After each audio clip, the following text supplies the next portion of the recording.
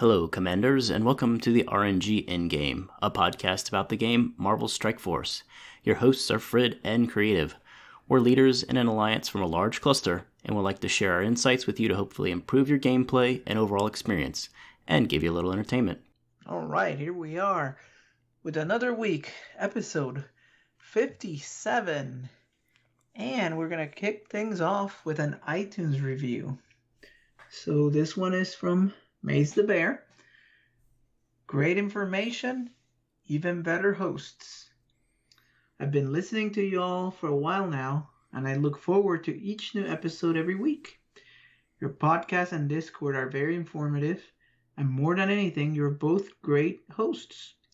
There are podcasts I listen to for information, and ones I listen to for the host personalities, and you all excel in both categories. Stay awesome, y'all. Must be from Texas. No, y'all is southern, not Texas. Really? It's more traditionally the southeast. Oh, really? Yes.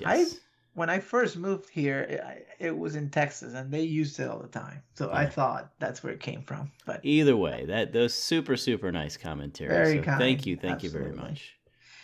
All right, so next we move on to Dante9 in the Discord. And he had a question. I am going to take Night Nurse as my 4th city character for DD4, in addition to the 3 symbiotes, Spider-Man, Anti-Venom, and Scream. I am looking at a T4 for her. She looks like a lot of the T4s are Shadowland specific, except for the special. Which T4 makes sense for her without the Shadowland team? So I am thinking the same thing, Dante. So you made me look at what are Night Nurse's abilities and which ones are dependent. And you're right. Most of them have that Shadowland dependency on it. The special does not, and that's the one that clears negative effects from the most injured ally and the adjacent, not to Night Nurse, but adjacent to the ally, just so you know that. And then does some kind of flat healing and 20% healing. That seems like a worth, that cleanse of the 3 negative effects from the guy that's most injured and debuffs. Definitely seems to make the most sense for a non-Shadowland team. The other one, the ultimate, all it does is it changes it from starting with 0 energy to 4, while it won't flip on your allies, only on her. The fact that it provides healing across the board for 15% of her health, and applies regeneration, and you can have this ready to go immediately in case, that first onslaught of DD4. It might be worth it, And finally, I think the passive was the one that was iffy, but it does give her, and Shadowland, but again, it would be just her, speed. And kind of like Beast and some of these other characters that go often when things happen, that might still be worth it. So I think, strictly speaking, the special is definitely one that would benefit everybody. But the other 2, even though they don't have the Shadowland tag, they'll help her stay alive, clean herself up, and just is probably overall worth it if you are going to take it into DD4 and the Doom Raid. And then eventually when you build a Shadowland, if you decide to do so, then it's a no-brainer. Again, it's a lot of investment, but this is probably one of the better reworks they've done. Like, this character went from nothing to all of a sudden one of the best healers and cleansers in the skill category. And she's part of a recommended team for the Doom Raid, right? So it's Red Guardian, yes, her, Zemo, Taskmaster, and somebody else. It's Proxima, right? Has to be. Is it Proxima? Yeah, probably Proxima. Yeah. So We kept talking about usage across the game, and so she would get usage in the Doom Raid. But I Yeah. have to riff here for a second, and so I keep looking at her. She has some things that are interesting. Hmm. Looks kind of like a Scientist Supreme of sorts. But then every time I compare them, I look at Scientist Supreme who have no T4s in, and she does so much more stuff. Whereas this character is so focused on the Shadowland team. There's just some things that I wish they would have done, given her more universality than what she is. And Oh, that, but yeah, yeah, no, I do think they're healing because it's percentage based, and she has a all of a sudden they boosted, 40% or whatever it is they right, did. right. The health pool is massive, so Mm-hmm. that is, a good thing when it's percentage based like that. Yeah, but here's the other where I'm really going. I'm really perturbed at this ultimate. And what healer starts with no energy in their heal? The answer is none. Absolutely none. Not a single healer in the game starts with no energy on their healing abilities. So this one really perturbs me, and this goes back to the commentary I've been making about Shadowlands.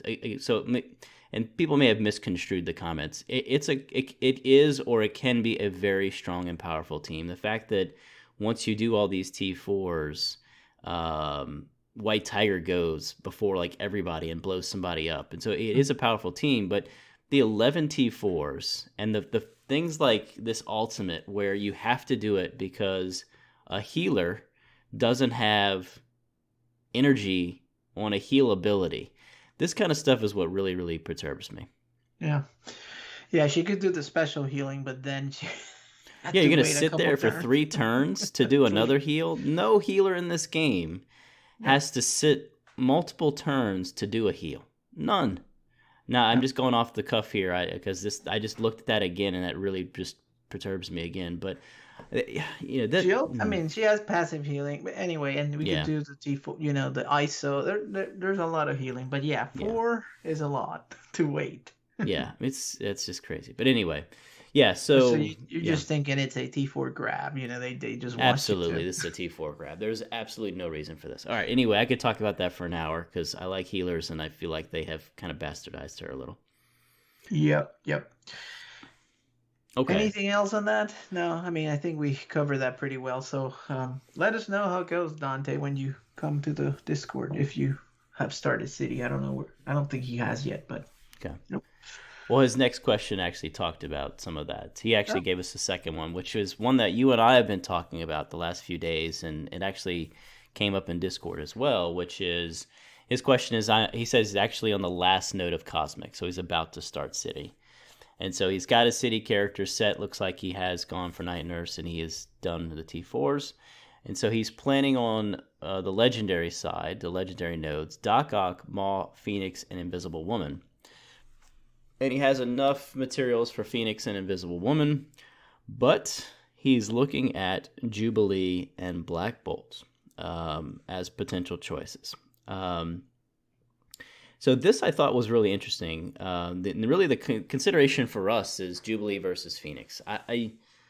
We like Black Bolt; he's a great character, but I don't know how much you're really going to use him in, say, the Doom Raid and some of these other in-game contents. He's still a fantastic character, one of the best defenses, in my opinion.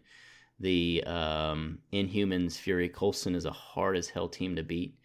But to me, I think the debate is really Phoenix and Jubilee. Do you agree on that?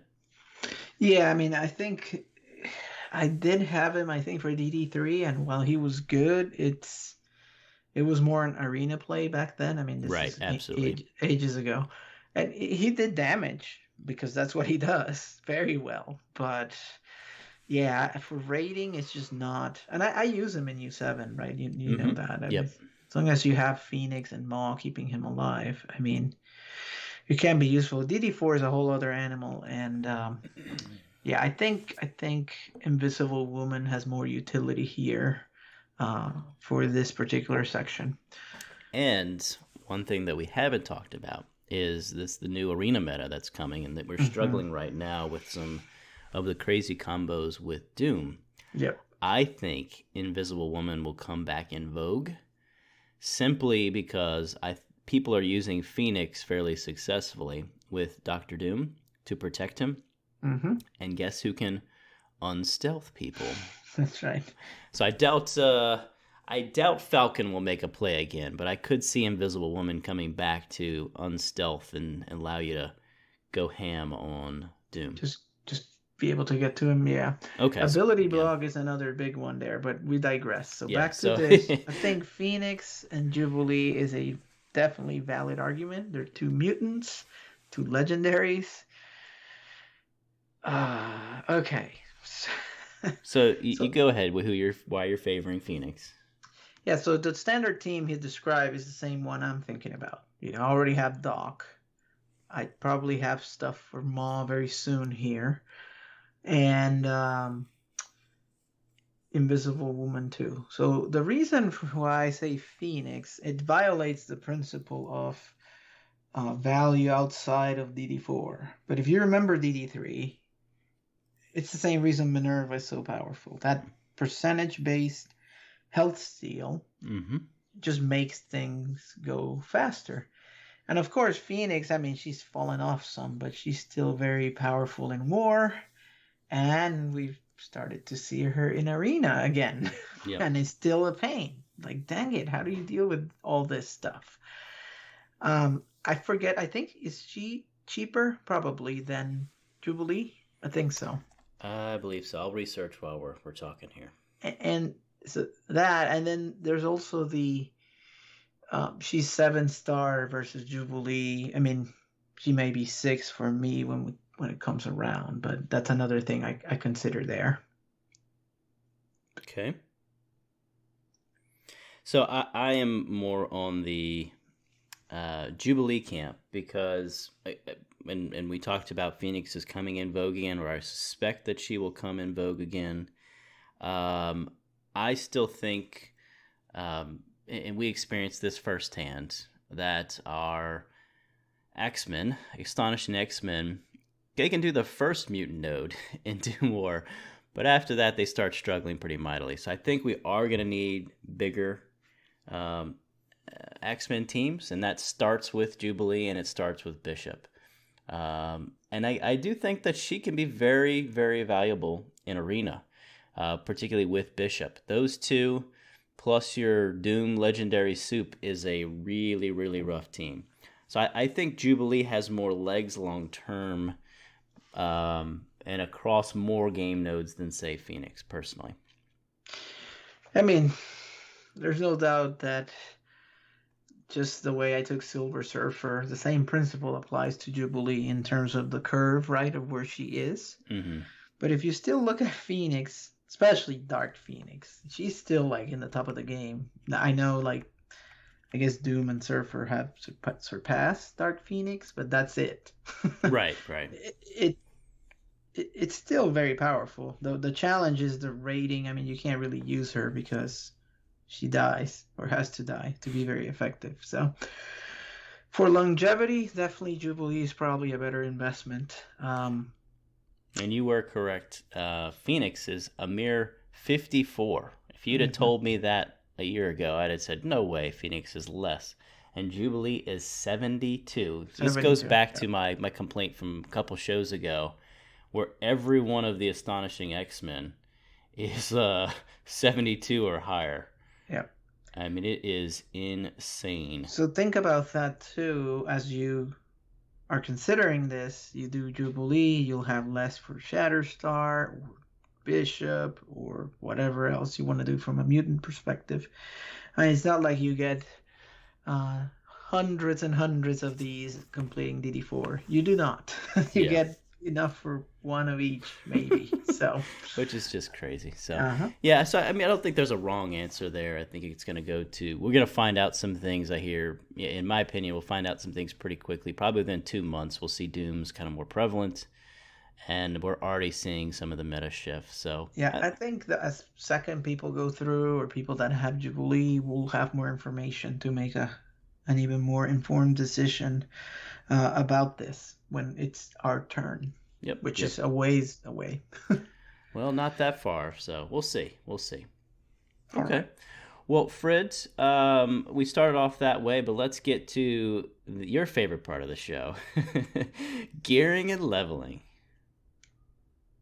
Yes, and it's very much tied into what we were just talking about, and that's DD4. So I painfully took me all week essentially completed Cosmic Node 1 finally. Got that started, and it was 5 attempts to get there. Again, I'm using Silver Surfer, Longshot, Proxima, and Thanos. And there's just no healing, so it's very hard to sustain. So the second node I have started, and I have done 2 attacks, and my hope is to kill a character per attempt. So needless to say, it's pretty slow going. Silver Surfer tends to be the last guy standing. I am accumulating tech gear to take Minerva, so hopefully that'll give me that healing and sustain and at least reviving somebody. It's not going to be as good as when she's paired up with Hela, but because she's so slow, but I can put her next to Thanos and she'll get some energy that way. So it should help at least speed things up a little bit. Ideally, Shatterstar would be better. Apparently, if you take the Dad Bros, once they get going, it's like a breeze. But again, Phoenix, Jubilee, all these other mutants that we have to do. The other thing I'm thinking to help survive is maxing out Proximus T4s. I've never done the special or the ultimate. The special, to remind everybody, just does offense down for 2 turns instead of 1.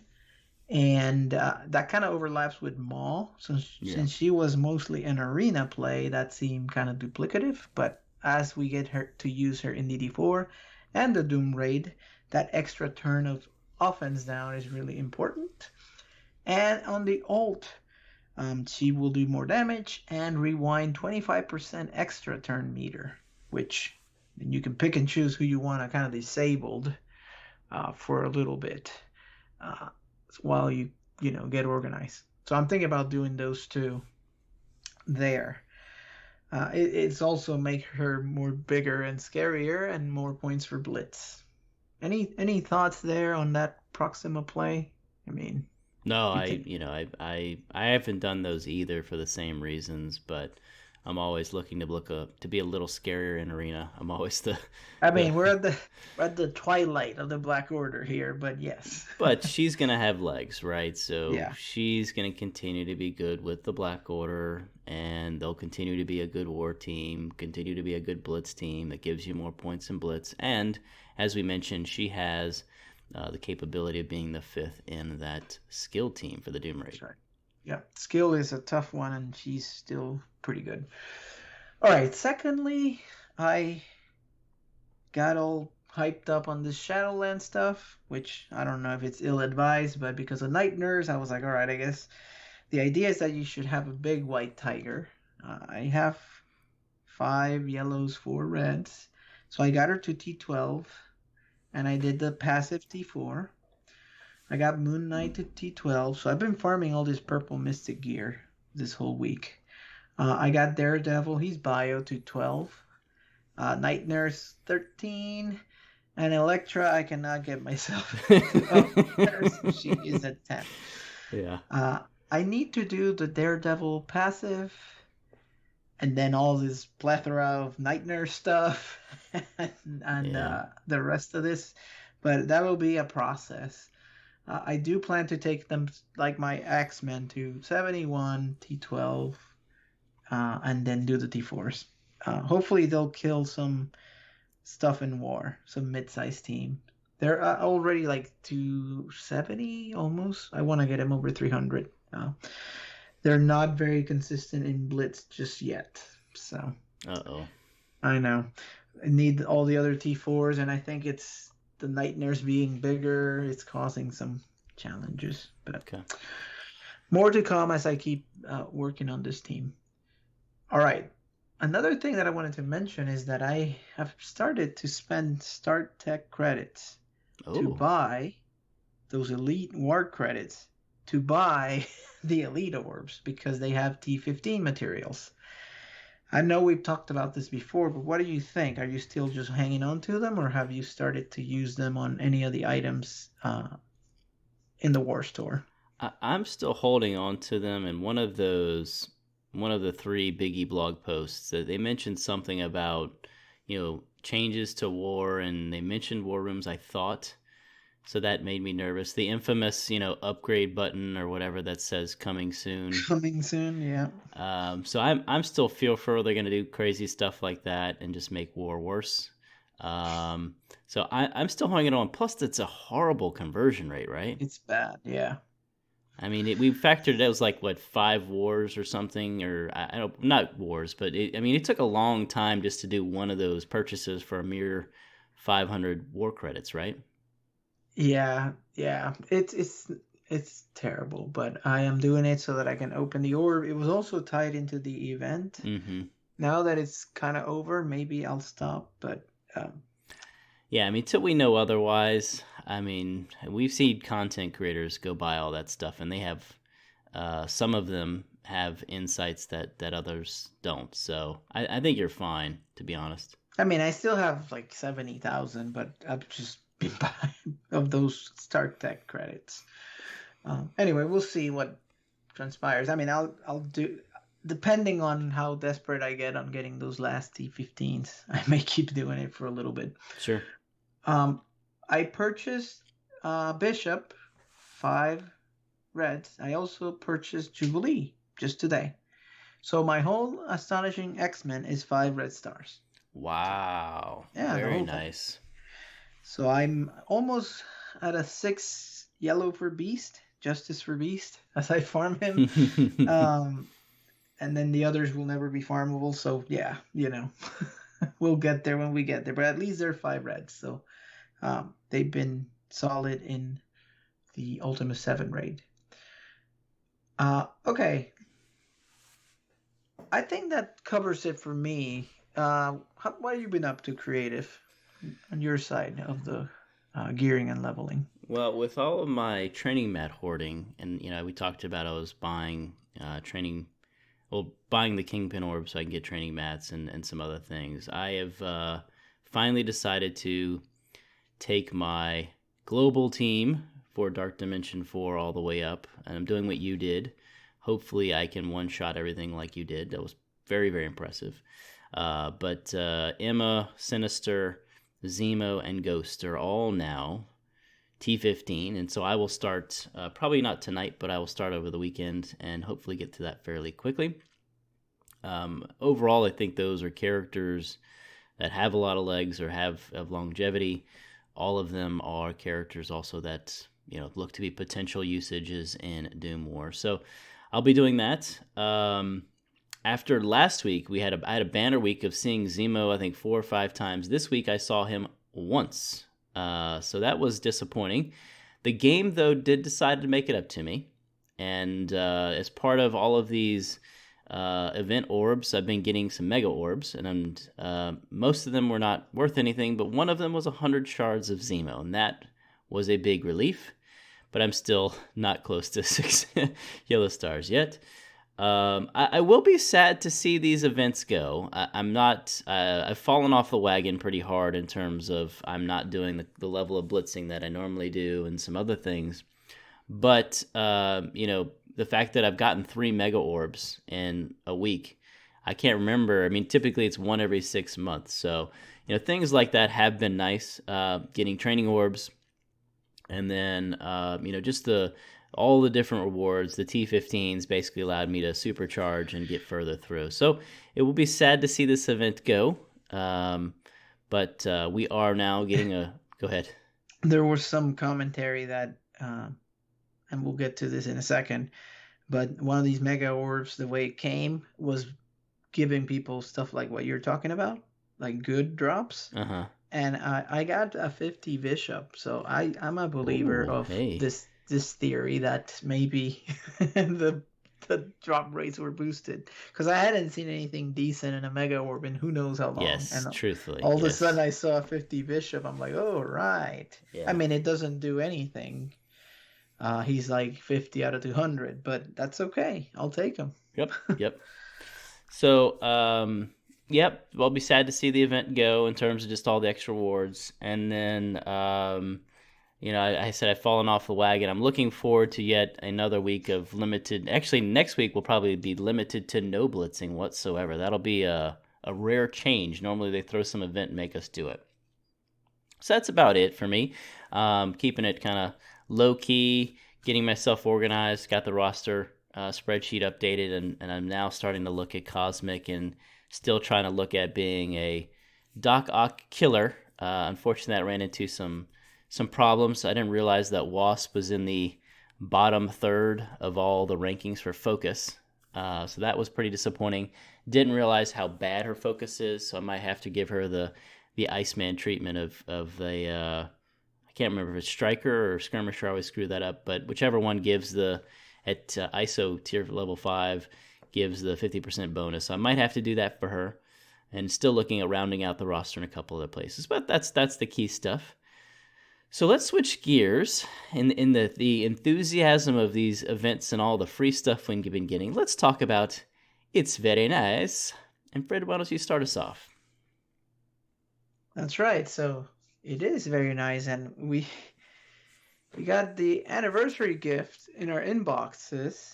Something for which we didn't have to do anything other than been Log with in. them. Yep. Yeah, just log in and show up. And as a thank you for playing the game, they went with a theme of threes. I think last year it was a theme of twos, and it was like 200,000 gold. Well, they did 3.33 million gold this time, which, I mean, that's like when you hit the jackpot on a gold orb, which doesn't happen. Not very often. Has that happened to you? Oh, yeah. Okay. I've seen it once or twice. Yeah. But 3 million gold is very welcome. As I've been spending like crazy, it was a welcome addition. And just for you, 333 of those purple training mats. Woo! That's very helpful. 33 gold promotion credits, which they value at like $50. 50 plus. This is like 75 maybe. It's a lot of money. To them. And 1 1/3 mega orb. Yep. I don't know why not do 3, but hey, it's fine. We'll take it because we get bishops and Baron Zemos. So I thought overall that was a nice thing. No calendar, no work for it. Just here you go. Thank you. So I thought that was nice. Yep. Agreed. Yeah, and keeping the It's Very Nice theme going. One thing that I viewed as a positive, I'm not sure if everybody did, but Multiple Man did not come immediately after Silver Surfer. So we have had the opportunity to stockpile our Red Star orbs because we spent everything we could trying to get higher surfers. So we now have a nice stockpile. Plus, with this event, everybody got a bunch of Elite 4 credits. So I've got 4 of those orbs, and I've got Elite 5 orbs, and I'm back to 30 or 40 plus Red Star orbs. So that's nice that we actually had a break, that we didn't immediately go from one character to the next in the orb. So that has been very, very nice. And in the theme of Multiple Man, I gave Frid a hard time on our last orb, or I forget who the character was. Oh, jeez. Who was the character that just came out last? I think last it was event, White Tiger. Yeah, White Tiger. And you were like, "Oh yeah, I'm excited about the White Tiger orb." And I'm like, "Why?" It's like 1/4 of the characters are ones we want, so you got a whole lot of nothing. Well, Multiple Man, 12 out of 27 characters we really need. So, and that's for us at the very, very end game. I see probably 15 plus that mid game or even some of the early late game players could get. So almost half of the orb is something that is valuable to us. So that is a good turn. So clearly Scopely listens to the show. Thank you, Scopely. Much better job there. So these are some very, very positive things. This overall event, and let's maybe switch. Well, Fred, anything you want to add on those first before we switch gears?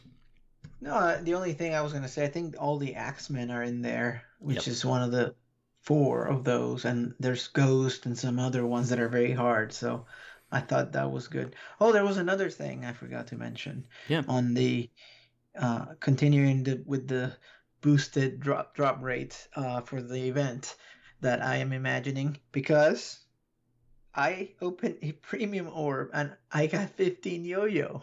Oh man.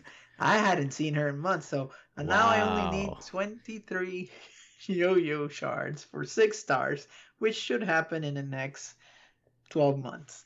Wow. Well, so I was doing the math the other day. Since she never shows up in the orb for me, all I can count on is the 5 shards from when Black Bolt comes around. And so normally the legendaries take every 4 months. But now that they've changed the legendaries and that some of the olders will come much more frequently, maybe it's 3 months, maybe it's 2 months. So, the 43 more that I need. If he shows up 3 times a year. No. So we'll need to run some numbers on that. But congratulations. Glad that she is in your orb. But she is clearly still not in mine. And I don't know how the hell you're getting her to 7 yellow stars. I still haven't No, got her to 6. 5. Or This sorry, would be 6. 6. Even that though, I'm like that's crazy. I can't Yes. even get to 5 yellow stars. But And it's she did. one of your favorites. Oh Yeah, my she did gosh. come out like when my blitz teams were kind of out of whack and I wasn't doing as well in blitz, and that was the old structure as well. So I know you did better in the blitz, so maybe that's what it is. So Yeah. okay, well, in the theme of numbers, let's switch gears and run the numbers. And we're gonna start with the Strike Pass, the newest addition to the game. And Fred, you're gonna talk through some stuff here. Yep. So announced that there was going to be. So the Battle Pass has come out, right? The one that's tied to RTA. And we're like, where's the other pass, or the pass that normally comes out that, gives you for stuff you do across the game, or just normal stuff that you do? And that's what the Strike Pass really is. It's basically they've tacked on these tokens to the daily objectives that you already do. And they give you more stuff, which is, always welcome. And one of the things that also on this edition is that it includes character shards. I'm assuming they'll rotate them every month like they do on the other one. But on this one, it is none other than Silver Surfer that's included as part of the Strike Pass. So on the free tier, you are able to get 50 Surfer shards just by completing your normal activities that you're already doing. Another thing that you may not know is that depending on where you are in the game, they put you on the lane. They call them tiers 1, 2, and 3. So think of them as, if you're early game, they'll give you blue gear and stuff that you need. If you're mid game, they'll give you more of the purple.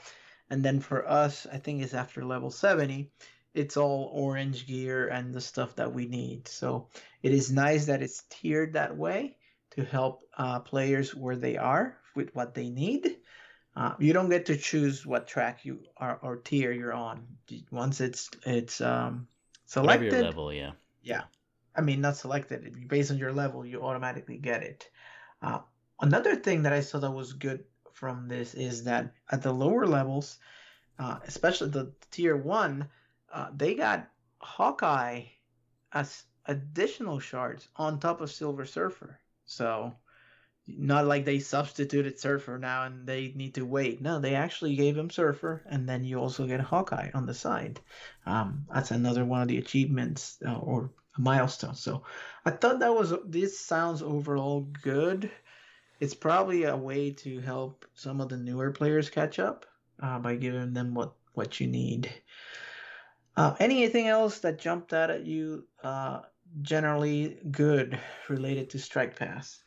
I mean, most of the objectives, the new ones that they added, plus they added the tokens into the objectives we already have, we're already doing all those. So, Yep. We're now getting more stuff for, what we're already doing. Across the board, if you look at it, it's nothing groundbreaking. They're fairly low numbers, 120 ABCs as an example. This is what you get over the course of 1 week instead of, a full month. None of it's groundbreaking stuff, but, free is free, and it's for stuff that we're already doing in the game. So that's a nice turn of events. It's not like some of the other games, like your Disney Source Arena, where you have to go use Little Mermaid's special 50 times or whatever the hell that kind of stuff was. So right. There was a bunch of weird ones in that game. So I think that's pretty good. The Hawkeye piece I thought was really interesting because you automatically as a new player get Thor and several of the Wave 1 Avengers. So maybe Hawkeye, they weren't giving enough of him, but that allows them to keep going, and that's a solid team. So that's good stuff. Okay. Well, as always, we let Frid do the good, and I get to do the bad. So first and foremost, $20 for the premium.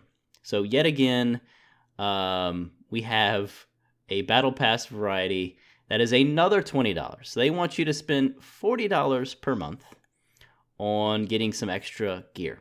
So to me, as we mentioned for the free side, the premium side is the same. Outside of the Silver Surfer shards, I don't see anything that's even remotely worth $20. There's 5 gold promotion credits. Yeah, let's remind everybody, it takes 100 to upgrade from 5 to 6. You get, what is that? 20 months, right? 20 months. There you go. A year and 8 months to get you one from this. You get, 120 more ABCs. Okay. So nothing in there is really groundbreaking. To me, it's all about the Silver Surfer shards, and I think it was Evan B.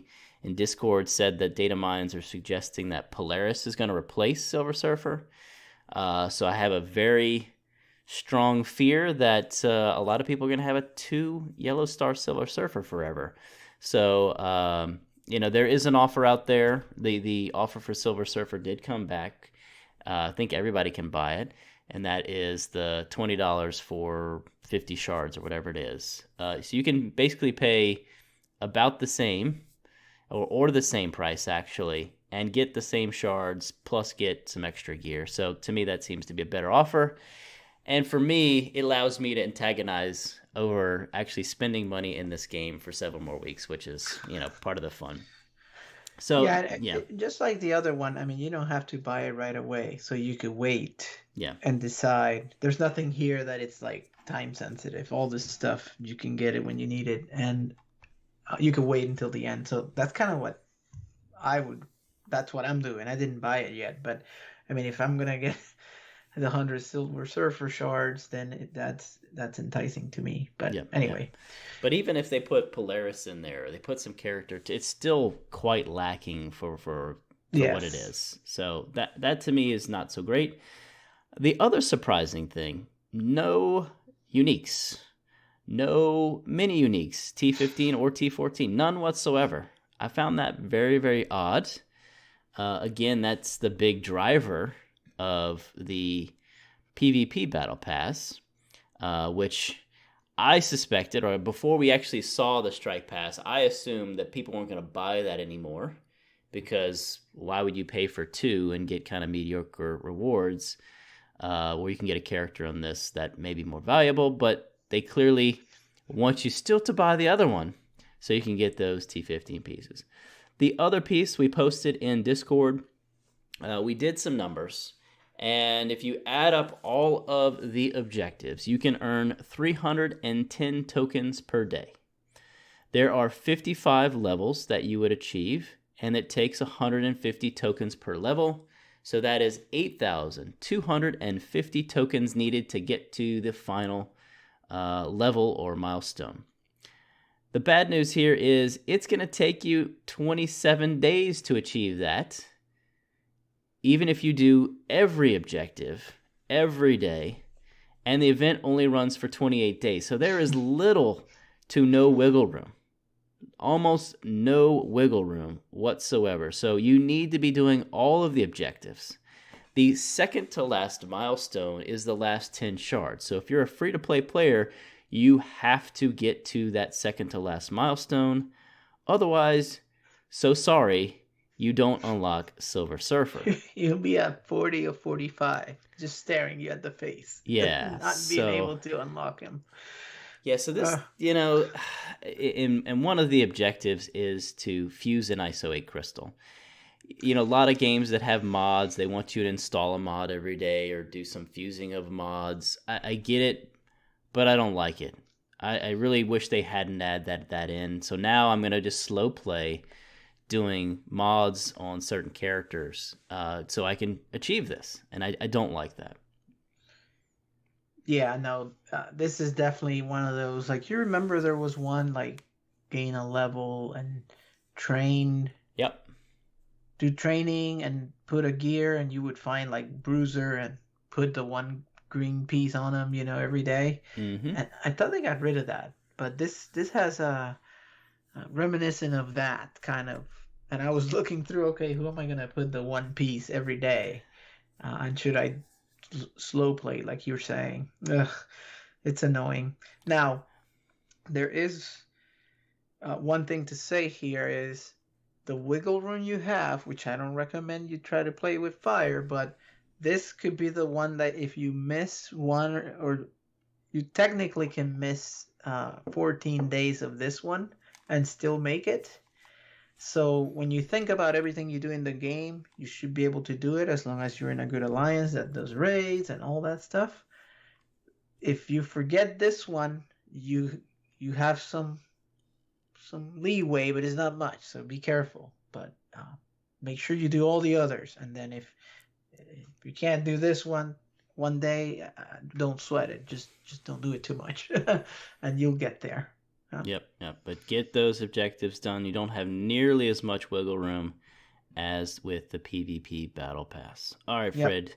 And you're going to close it out with the ugly. Well, it wouldn't be a Scopeful next release without what? Some bugs. Old-fashioned bugs. And out of the gate, you could not buy the premium option. Or people were saying they were buying it and they were getting the other one, or not showing up at all.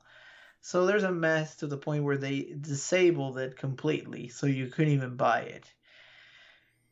And then there was another one where if if you want to accelerate this process, you can spend 200 cores per level, 200 cores per level. Or you could use 200 cores to refresh your energy every day, and get a whole bunch of better stuff. But that was not working either. So we didn't test this ourselves because I haven't bought it, and I would never use 200 cores to buy a level. That would be, if any, that would be the exception here. If you're like, you need the 10 shards and you're not going to make it, I would say, yeah, that would be worth it for sure. Just do it to get Surfer, because that's one of the few times that's worth it. But it's not working, so they need to fix it. And we didn't try this ourselves, but we heard that these bugs were the same that were present when the Battle Pass was released. So I guess they used the same code without the cleanup. So I guess they gotta retrofit and fix it on their end. But again, just quality of release continues to be buggy, even on things that would make them money, So it's very interesting. All right, so with that, since we're already kind of in the ugly, we're gonna do a Festivus. I got a lot of problems with you people. Now you're gonna hear about it. I think it's been a while since we've done one. Well, I've just been incorporating it to all the other topics, so we figured we'd maybe be a little less negative across the board and just pull it in its own section. Yeah, so talking about Battle Passes, this was inspired by a post I saw on Reddit that compared a bunch of Battle Passes across all kinds of games, and I'll let you talk through that in a second, but I do want to talk about the one in Disney Sorcerer's Arena, DSA. They have a free pass that does things like what you were saying. You gotta use like Little Mermaid's ability or Aladdin's ability across anywhere in the game. And what they do is there is a gold tier, and then there's like a platinum tier. Same stuff, same pass. It's not like two separate areas or anything like that. And the first lane, the gold, is $10. And then I never bought it, so I don't know what would happen to buy the platinum or the next one. But if you don't have any, you pay $30 and they give you both the gold and the platinum. So right there, think of them at $15 each. But it comes with some sweeteners, some extras. There's like cores and gold that you get, and some gear even when you buy it. Versus these battle passes, I'm not talking about what comes with the track. Just instant, like, hey, here's 1,000 cores for buying this. So there's some value there. Let's see. So yeah, it's already cheaper at $30 for the two. But I wonder if you buy them individually, if it's 10 and 10 without the cores or the extra stuff. But I don't know that for sure. So what did you discover creative out there with some of the other games that have battle passes? Well, before we move on, my memory of Disney Source Arena was that I always looked at that next tier and I'm like, wow, that's a lot of good stuff. I do feel like they gave a lot more rewards for their premium tier than what we're getting. Do you feel the same? Yeah, and the other one is crazier still. I haven't done like a 1-for-1 comparison, but it wasn't like you get double. It was like you get, oh no, it's quadruple. 4 or 5x. Yeah, it was significantly better. Okay, yeah. And the big thing is $10. And so that's what this Reddit post did. And so most of the games I had played, I mean, he talked about big games like Fortnite and some others, where all of them were $10. And most of them actually went longer than 1 month. So you think about what Scopely is trying to do to get you pay $40 for 2 battle passes over 1 month. The other key thing that they had in the post was, not only is it $10, not only was it for multiple months, but you could buy that premium tier for in-game currency, say like cores. So I'm just continue to be amazed at just the greed from Scopely, the ridiculous pricing that they have. But I say to the player base, if you didn't buy it, they wouldn't have the price. So, I mean, this is on the players. Yeah. I mean, if they continue to put the best stuff behind these methods, or it becomes the release method, let's say for a character that you want to level up, as much as we complain about Blitz, that does give you an opportunity with a lot of effort to get a 4-star character. But if they lock it behind this, you're talking about a $500 a year commitment, right? Jesus. I mean, $480. It's for buying both every month. That's if you don't buy anything else, just buy this, and it's just to keep up with the game. That's very expensive. Like, that's a lot of money. As I always say, I could buy a lot of beer with that. Yeah. So anyway, I doubt it's going to change, since they've already kind of are anchored to that $20 price point. And it could change. We the player base needs to unite behind these, and these are ridiculous pricing. There's a reason why I forget the guy's real name, but the guy that beat DD4 had Scopely fixed prices as his name. I mean, the prices are outrageous. If that's not on those lists for the Krakens, because Scopely only talks to them while they listen to us. They only talk to them. That's got to be on their list. The amount of money those people are spending is outrageous. Apparently, it's not uncommon for some of these guys to spend $1,000 a month. So that's $12,000 a year on this video game. Wow, that's crazy. That's a lifetime of gaming spending, if you ask me. But you better be getting a whole lot of joy out of this game. Oh my goodness. All right, so let's move on from that. I mean, they gotta do something about those prices, and you're right. We should probably demand some justice there. There's not even like a package of buy both for 30 or something. No. Individual 20 each, no mercy. Bend over. Thank you, sir. Can I have another? All right, this one is on the conspiracy/Festivus, and it's about the gamma orbs. So, of all that it has, there's one character that I need, and it's Shatterstar. But when I wrote this earlier this week, I had not seen him at all. How long has gamma been going now? I think we're halfway through already, right? Yeah. So I hadn't seen him once. And the minute I wrote this, the next day, I got a 5 drop. But I've gotten 24 the thing and 16 of whatever else is in there.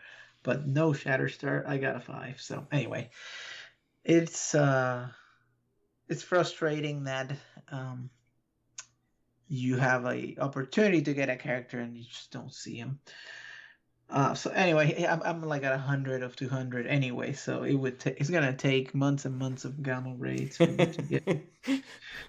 All right, and then to cap it all off, this one was completely crazy, but I started doing some calculations about Silver Surfer. Okay, so let's say that you were like me and you saw that this is a crazy character, and I'm gonna buy the two $20 offers the first go around, right? To have a 3-star surfer because I got 5 reds and I got all excited. So you did that. Then they screwed up, right? And because there were people cheating, they released it again. So let's say you buy those 2 also. So you have bought 4 of the $20 offers. And let's say you also buy the Strike Pass, right? So now $20 times 4 times, that's $80, and the Strike Pass is another 20 in a month. That's $100, right? You're $100 in. So what do you think you get at the end of this? Hopefully a 5-star surfer, right? Wrong. You only get a 4-star surfer, and to add insult to injury, you would be looking at being at 120 of 130 shards. A measly 10. Oh, gosh. To not get to 5. So, remember that weird offer that was 60 shards for $50? Mm-hmm. Guess what that does? Jeez. It gets you over the finish line to make up those little 10 to get a 5-star surfer. So, what that means that the only way to get a 5-star surfer is a $130 operation right now. And you have had to buy that $50 offer, which was disgustingly bad. And they first released it with nothing in it, and then they said, oh, it was a mistake. Here's 5 ABCs, as if that made any difference. So yeah, $130 and a month wait, right? Or I guess if you buy, it's $130 for a 5-star. Well, that's if you did it the legit way, and so if you hadn't heard, I think we talked about it the other week that people were somehow. I don't know how to do the exploit. I'm not going to research how to do it. I'm not going to do it myself because I'm not spinning. But you could basically do the purchase through Amazon coins or something like that, and instead of buying 2, you could have doubled your offer. And so I don't think they fixed it, and the $20 offer came again, and so you could just go buy another one of those, and instead of buying that ridiculous $50, but still $130 or $100. And you still don't have, the character's ridiculous at 3 stars and 3 yellow stars, but you still don't even have a 5 yellow star. If we can't scream Scopely fixed prices at that, I don't know what we need to do. Yeah, with all the others, like Bishop or whatever, we got to 5 by brute force, and you had cores and opening those orbs that are horrible, but at least you get some value. There's no other way other than cash when it comes to Surfer. So, wow. That's... And apparently he's going to be logged behind the raid milestones, which is probably the later ones, which means the people are doing Doom raid, maybe the only ones that can get him. It's just going to be a long wait. So anyway, I thought we would close out the show with a brief touch on the news. We interrupt this program for a special news bulletin. And a quick thing that was kind of announced in the game is that whole Doom's influence You remember that? That wasn't the event. Oh yeah, and they shifted things around in the Right, like it nodes. Yeah. expired, and then they reset the clock, and it's all about like Captain Marvel and some of these other characters being farmable early, and how like I think Hawkeye is a super cheap unlock. Yeah, all that stuff that had a clock is now permanent. It's just gonna be the way it is. And I think Creative, you predicted this because you said they wouldn't be able to code it back Wouldn't be able to the fix way it. it was without breaking it. Yeah, yeah. So that may be what happened here, and they just say, you know what, let's Forget it. Just leave it. just leave it. I do think it's good that you can farm Captain Marvel for early game players. I know that she's not what she used to be, but remember at that stage of the game how crazy she was when she first came out. And she's still solid. Oh yeah, solid. In war, especially. You see a Captain Marvel, and it's still pretty scary. And finally, just a quick thing on the blog, and this was pretty heavily leaked, but She-Hulk finally is farmable. She is coming to the Blitz store on April 7th. Does that sound a little different? This announcement? You mean they actually gave us a specific date in a blog post? There were dates all over this blog post, Creative. There were dates about when the Blitz were. There were dates about when the Han event is going to be, like actual calendar commitment dates, which they have never done before as far as I remember. They've never done this before. They say, oh yeah, She-Hulk is coming to Blitz. And you're like, when? Is it this week? Is it next week? Normally it was that week, that following week. But now they are giving us an actual date. Can you believe it? Is this a change? This is fantastic. Kudos to you, Scopely. We've only been waiting 2 years, but thank you for doing this. We hope that you continue to do this. It's fantastic. Yes, this is a great change, and we hope it's the beginning of actual dates. And if you ever miss one, just let us know. It's okay. But thank you for communicating that specifically. And Creative, I'll turn it over to you for one of your favorite segments. Yeah, the still haven't heard news. I still have not seen a single post, blog post, Discord reply, etc., addressing the Save MSF movement by Scopely. The 1-star reviews continue. However, they continue to do some shenanigans where you can't... Your reviews go away. When they're also disabling the downvotes on their posts, by the way. I don't know if you've noticed that, Frid. Since one of those big 3 blog posts, they've disabled the ability to downvote in Reddit on things. But still no addressing the Save MSF movement. They still have not acknowledged one of the biggest issues in the game, red stars. They said they're going to give you red stars for Ultron, fantastic, but they still haven't addressed a core mechanic of the game at all. Not at all. When are these red stars for Ultron coming? Yeah. Hey, man, it's on the roadmap. Come on now. Be nice. No. So they still have not acknowledged the other major concern that we have of release methods and release cadence. They still think they're giving us 2 characters a month, and that's okay, even though they give us 3, and the math doesn't add up. And to Frid's dismay, there is still no news on the Skilletary rework. They said they would take another pass. They didn't commit to any changes. They would just take another pass at looking at it. Still haven't seen any fixes to real-time arena, PvP, matchmaking. Still haven't seen the compensation for the folks that went nuts on the Lunar event and switched alliances and got the rewards 2 times. And for whatever reason, I don't understand how this is still happening. Yo-Yo is still only in the premium orbs for other people, because she's not in mine. She's about to be, and we talked about last week, she's about to be less lonely. She's got Cull, but Cull doesn't talk a lot. He just kind of stands there looking menacing. Soon, Bishop or the Bad Dad Bros are going to come and join her there, but come on. Let's take Yo-Yo out. Come on, she's not the meta anymore. Let's give her some love. Anyway, so I thought we had to bring back the still haven't heard because, shockingly, again, we make this semi-joking. They still have not addressed two of the major issues of the game, red stars and release methods. I'm just shocked.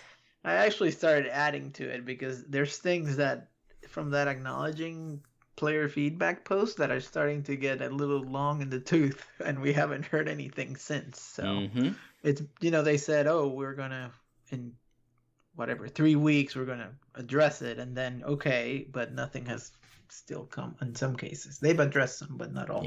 So we started to make it grow. Anyway, as a reminder to everybody, also, there's not going to be a show next week, so we'll be taking a week off, April 10th, so don't expect a show.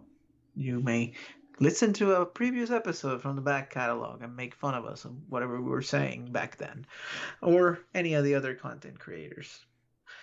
If you want to just hang out with us, we can continue the conversation on the Discord, which is now my favorite. I'm now in there answering questions. I'm showing up a little bit more, engaging with listeners and going back and forth on why this character or that character or this decision. So come join us. Again, it's part of the Ragnarok Alliance.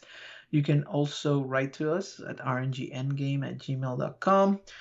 You can do a review in the iTunes store, and we'll read it out loud like we did at the beginning of this show. What else can you do? Creative. Anything else? We're on Twitter. We're on YouTube. We're on all your favorite podcast apps. So thanks, everybody. Stay safe. Stay healthy. We'll talk in a couple of weeks. Bye-bye.